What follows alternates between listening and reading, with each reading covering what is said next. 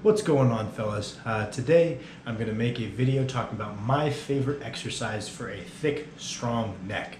There seems to be a very weird fascination with neck training on YouTube, which I find very interesting, but to each their own.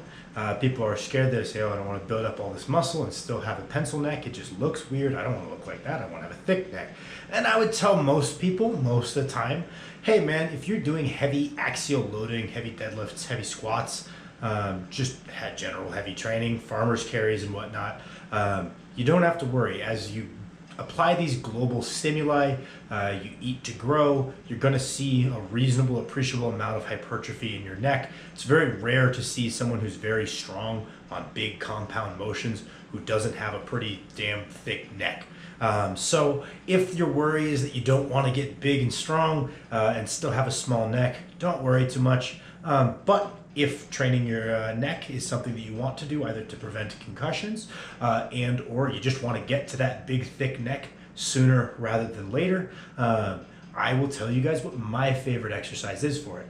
I think that you probably clicked in this video expecting some variation of a neck raise, whether it be on a machine, whether it be on a head cable harness, whether it be on a head weight harness, something to that general effect. One of the ones where you lie off a bench and hold a plate on your head.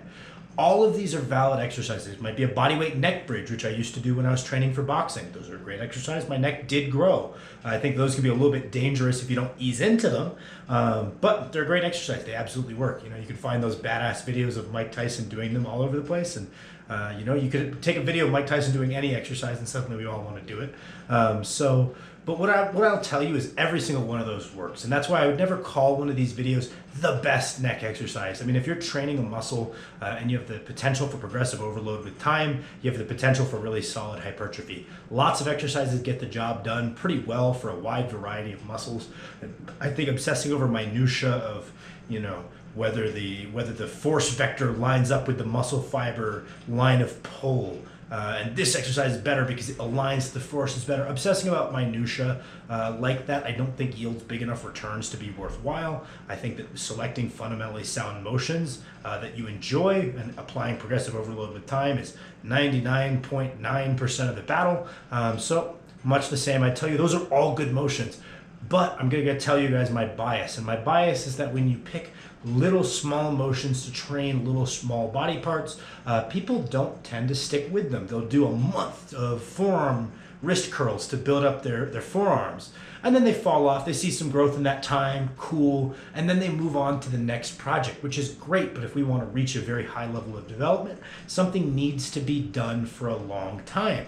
So what we're going to do is we're going to build something into our routine that kind of hits two birds with one stone. That way it can be done indefinitely for a long period of time, because you're getting other benefits out of it as well. It just needs to be a small part of your routine rather than some killer forearm or some killer neck workout that you hit once a week and then eventually stop hitting. We just build small things into our training that emphasize the physical quality that we're looking for. So an example I'll use about this, and I'm going to make a dedicated video about exactly this, so a bit of a spoiler, but if someone wants big forearms, generally speaking, just by being a big strong dude and not using your straps for everything, this side of your arm is going to hypertrophy pretty significantly. This side might not if you're not doing a lot of laterals where you're trying to maintain your wrist extension, right? So what do we need to do? We need to strengthen and hypertrophy our wrist extensors. Doing lots of wrist curls is something people generally fall off on. So what I would tell them is, hey, anytime you're going to do a curl, just do it with your palms downward. That way we're challenging our wrist extensors with a moderately heavy weight. We're going to have progressive overload built in from trying to train our biceps. And if we stick with that for a few years, we're going to see very appreciable hypertrophy in that muscle. So taking that same approach to our neck, what would I say is something that we can build into our routine as a two birds, one stone exercise for our neck? And I'm going to tell you my number one go-to exercise would be an SSB Good Morning. It's a great motion for building up your spinal erectors. It's a great motion for building up your core strength and your bracing stability. And it's also a very good posterior chain exercise.